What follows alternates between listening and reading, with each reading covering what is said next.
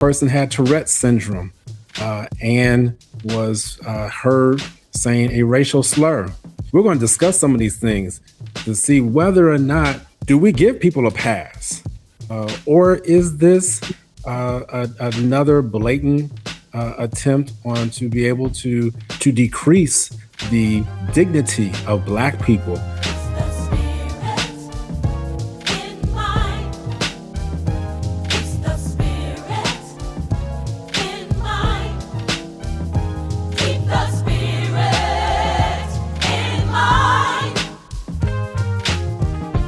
Welcome to the Spirit in Mind broadcast with your hosts, Bishop C. Guy Robinson and Dr. Jonathan Shepard, where we explore faith and mental health perspectives on current affairs. Let's get into today's discussion with the Spirit in Mind. Hello, and welcome to Spirit in Mind, where we discuss affairs with faith and mental health perspectives. I'm Bishop Guy Robinson, and as always, it is great to be with you, and I thank you for joining us for another edition of Spirit in Mind. And I'm also grateful to have, of course, my colleague and co-host, Dr. Jonathan Shepard, who is with us today. Hello, Dr. Shepard. Hey, and good day, Bishop Robinson. Good day, our listening audience. And I lean in just to tell you, we are so happy that you are listening to another episode of Spirit in Mind. Let me tell you, the continued support is appreciated. We continue to hear feedback. Love the feedback. You can share on your various platforms, the various reels, episodes, short reels, however you are communicating and watching us. Please subscribe to our YouTube page, subscribe to our Instagram, Facebook page, and go and you can download a full episode of our podcast. And so we're so appreciative, Bishop. Man, I tell you, people have been responding and we love to hear from our viewers. Absolutely. We're in the helping professions. And so part of that is hearing your engagement, your dialogue, your perspectives, your experiences, so that we can exchange them. So we're grateful for the engagement. So thank you for being a part of what we're doing here at Spirit in Mind. Dr. Shepard, is there anything else before we get into our content for today? Just want to make sure that people know that you can also reach us through email, spiritandmindhealth@gmail.com. And just in case, Bishop, somebody might want us to come and do a live episode wherever they reside at. And Bishop and I will take that into consideration. But we love doing what we're doing. So please reach out to us. Absolutely. I want to revisit now. I'm thinking about that part about your engagement, because as Dr. Shepard said, we do welcome it. We appreciate it. We are both in the listening vocations or professions. And so we do listen. And I know we live in an era today when differences of opinion are seen as adversarial, but that's not where we come from. A different opinion is not an adversarial position. Civility matters, but differences of opinion are not necessarily adversarial. So we welcome your insight, we welcome your experiences, and we welcome the civil exchange of experiences and responses. Having said that, I think we can go into our conversation today. We're continuing a conversation on what we have titled The Bigger Picture. The bigger picture is specifically referring to why certain events concerning images and racial tropes and those kinds of things are bigger than politics, bigger than an oops political moment, bigger than a just mere collateral damage or any kinds of dismissive conversation about it. We're talking about why it's bigger than that.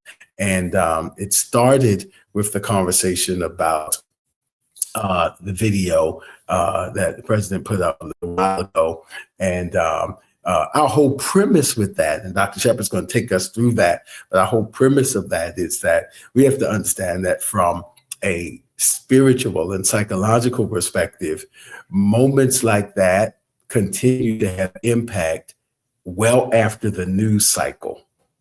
And one of the effects of our news cycle culture, not bashing on news cycle culture, but one of the effects of it is there's a kind of like subconscious meta conversation that if it's no longer newsworthy or leading the headlines, it's no longer impactful. And nothing could really, really be less true because it's no longer newsworthy, because it's no longer the everyday chatter. It's not leading in the news programs. It's not leading in the headlines. Doesn't mean that the spiritual and emotional impacts of those things are not continuing to have an effect. And that's why the conversation must continue well beyond news cycles. So Dr. Shepard's going to bring us a little bit up to speed, and we'll keep rolling from there. Yeah, absolutely. And so thank you, Bishop. Racism is real. Racism is a public health issue, is a public health concern. We have been very clear about that. We want people to know that just because, as Bishop mentioned, that it's no longer newsworthy, that the effects are not being felt ongoing. We have proven this over and over again in the scientific world, especially with those who are dealing with traumatic experiences. It is possible for a person to experience a traumatic event years, almost decades later after the event actually occurred. And we need to understand that when you see images of people who look like you depicted in deplorable and disgusting mannerisms, that those pictures will stay with you. It's so interesting how the brain works. You know, you can literally experience a conversation. You can see something happen, experience a behavior, even hear something, and your brain will take it in, and you may not realize the impact that it had on you until moments later or days later, even years later. And we want to be very cognizant. We want to be aware. And we also want to be mindful that when we're seeing these depiction of these disgusting images of our former president and Bishop, we can even take it further beyond the despicable pictures and images of President Obama and Lady Michelle Obama, where we now have instances where public performances or public gatherings where we are to be honoring awards and giving out awards, and yet we are still, Black people are still disrespected even when they're being honored. I mentioned in particular the recent awards, the BAFTA Awards that were held over in the United Kingdom, where a person had Tourette syndrome and was heard saying a racial slur and was given a pass by some because of that particular condition. So Bishop, I'm going to start right there just to kind of lead us into this. We're going to discuss some of these things to see whether or not do we give people a pass, or is this another blatant attempt on to be able to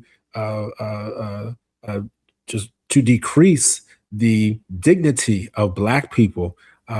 This is so important. It's so important from a psychological standpoint, because what we're doing here, we want to build up and not tear down. So we want to make sure that as you're listening to this, you want to be able to level set and be able to know what to expect. And in the end, we want to be able to inspire, encourage, and to support. Absolutely, absolutely. So these kinds of conversations, needless to say, It's so ingrained in American history, so ingrained in, if you want to say, human nature. And we'll look at that they always get sensitive, but that's what's bigger than the picture, because today it is a conversation about a social media post and about BAFTA, or the British Academy of Film and Television Arts. That's what the BAFTA stands for. Those awards that were given away, those were incidents, but the incidents are indicative of a larger subject and condition that needs to be addressed. And that's why. So we're not just talking about the BAFTA Awards or about a social media post. We're talking about the spirituality and the mindset behind those, because that's why incidents keep occurring. Right. And so these are just characteristics of a bigger picture. That's the point. And if we don't talk about it, we'll just be waiting for the next incident. Yeah.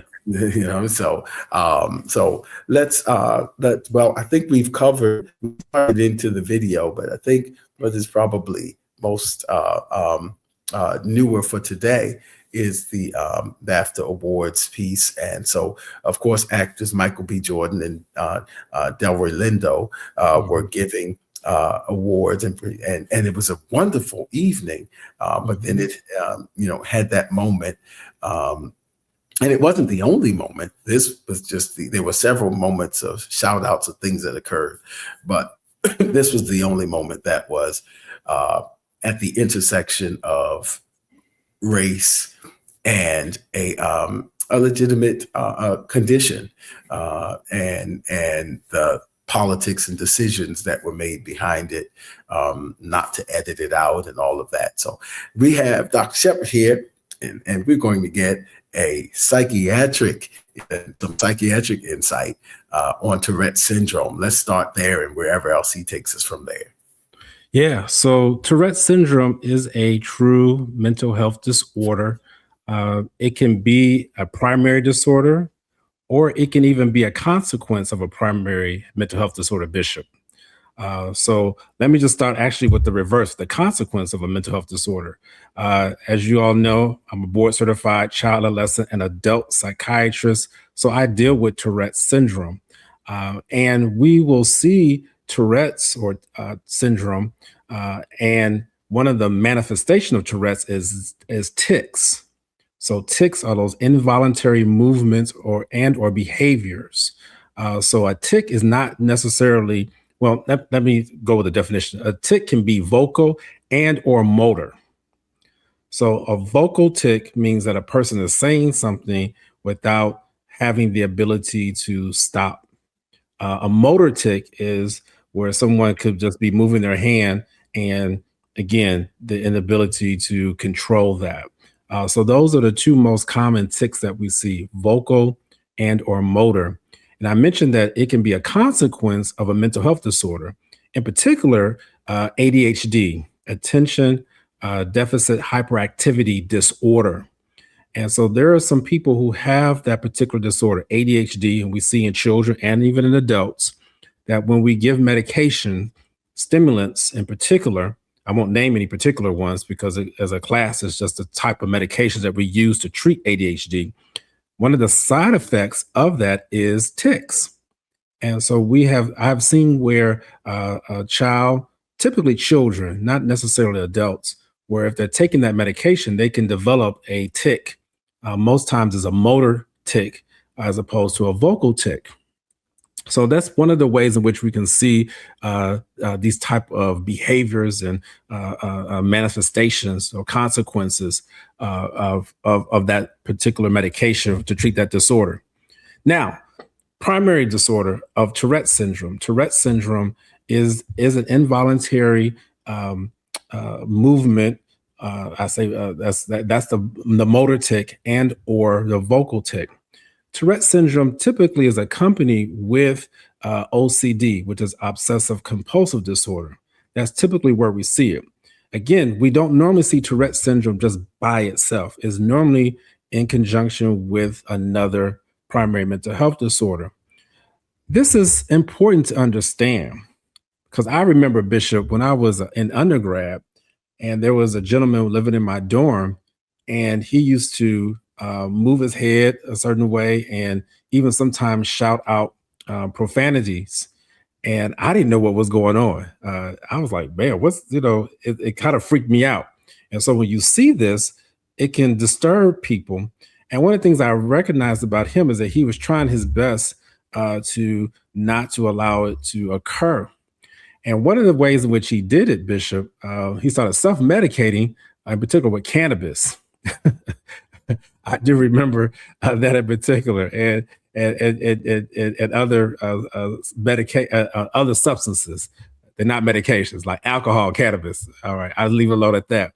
And I remember those particular substances kind of calming him down to where we didn't see the tics as much. What I want to share with you all is regarding tics is that people are typically embarrassed by those tics. And when we know that they are an issue, we make accommodations so that it does not embarrass the person and or be a distraction from the event. One of the things that I really am bothered by the situation that happened is that if this person, if we knew that this person had Tourette syndrome, where were the accommodations? Where were the accommodations for this person? Where was the seating? Where were the guardrails? Anybody who has Tourette syndrome, they're looking for those guardrails. They're looking for the ability to be able to make sure that that disorder does not be a disruption. That's my point. So, something's off here, to be honest with you. And I can hear some people arguing on the other side saying, well, Dr. Shepherd, he has a right to sit wherever he wants. He has a right to sit or do whatever he wants. I understand that. But I also understand the illness, and I understand the mental agony that people go through who suffer Tourette syndrome. They're not looking to be on display. And that's huge here. So I'm missing part of that, Bishop, to be honest with you, that if we knew that the person was going to be sitting on the front row, where were the guardrails to make sure that this type of outburst didn't happen in the middle of this performance or of this gathering of people? I'll start right there. There's more to say, but let me just start right there. That's it. And thank you, Dr. Shepherd. Hopefully that gives some insight to some of our listeners on what Tourette's syndrome is and what that looks like, and even how we can be mindful of those who wrestle. Excuse me with that. Who wrestle with that condition. It's important that we have that. We call that in the helping disciplines cultural competence, the awareness to be aware and to be able to even coexist and engage with in a way that's civil and dignified with persons who have different perspectives or different conditions, different opinions than us, all different cultures. That's called cultural competence. And that's why it's so important. Now, to be honest, sometimes that's the importance of understanding diversity, equity, and inclusion. Since we're on this subject, because part of this subject is how do we accommodate in a way that's mindful and respectful and has dignity for persons who are battling things like Tourette's and other conditions with which they may live. Cultural competence is an important part of that. And that's why the matters of diversity, equity, inclusion, those kinds of trainings are so very important. Now, to be honest, there's a lot of banter in our socio-political world today that has done what is really a straw man argument, which is to redefine terms and then vilify them. But vilified these things as things like woke, which was not what that originally meant in the first place. And we've turned them into other things that they weren't, which is a classic straw man tactic. But what it's really speaking to is the importance of understanding and being sensitive to certain conditions with which we live and or other people live, so that we have cultural competence. And you do not develop cultural competence by ignoring subjects like this. That's right. You just don't. You do it by having civil conversations. You don't do it by ad hominem tactics that attack people because you disagree with their opinion. You do it by having civil conversations that even if we agree to disagree, we still understand where the other person is coming from and have respect for that person. Having said that, as it concerns this situation, the two things at work here, and one of the things we want to avoid is, again, the flawed thinking of a false dichotomy.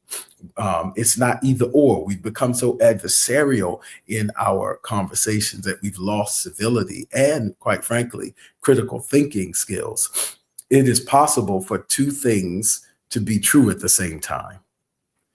It is possible that there is a need for awareness and sensitivity and not vilifying someone who wrestles with something like Tourette syndrome. It is very possible. That is full stop true. Yeah. It is also possible, as we saw, that certain moments can be uncomfortable when it addresses that for someone of color to have a moment that reminds them of the history of struggle that exists as it concerns matters of race. Those two things can definitely be true at the same time. And that's why that's so very important.